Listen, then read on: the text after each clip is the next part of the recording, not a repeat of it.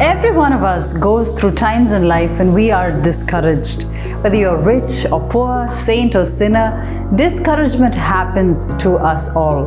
Rick Warren says that discouragements are universal, discouragements are common, discouragements are recurring. They don't just happen once or twice in life, they keep happening throughout your life.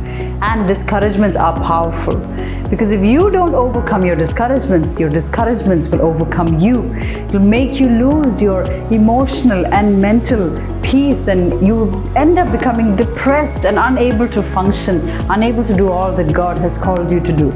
In 1 Samuel 30, we see David and his men going through such a time of great discouragement. They had just returned from the battlefield, and they come back to find their city destroyed, burnt down with fire, and their wives and their children taken captive.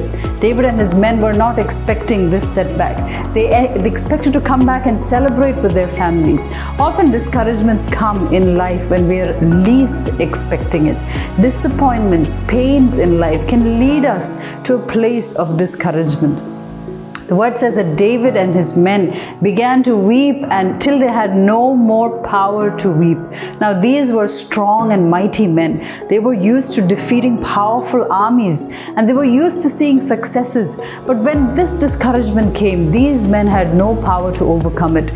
The strongest of us will face discouragements in life. We will face times that we feel we cannot overcome this situation. David loses his wives and his children, and he says he was greatly distressed, not because he lost his family alone, but also the men began to talk about stoning him and killing him. The very people that used to encourage him once were now talking about killing him. Often in life, we're looking for people to encourage us, but we're not getting encouragement from the places we expected encouragement from. And David knew that he had to do something. He could not stay discouraged. And the word says, David picked himself up and he encouraged himself in the Lord. If you are going through a time and a season of discouragement that is extended, it's prolonging, the Lord would want you to come out of it.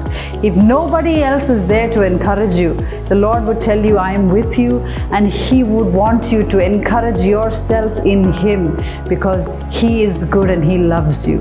How do you encourage yourself in the Lord? Number one, remember the goodness of God in your life in the past. Remember the victories and the things that God has done for you.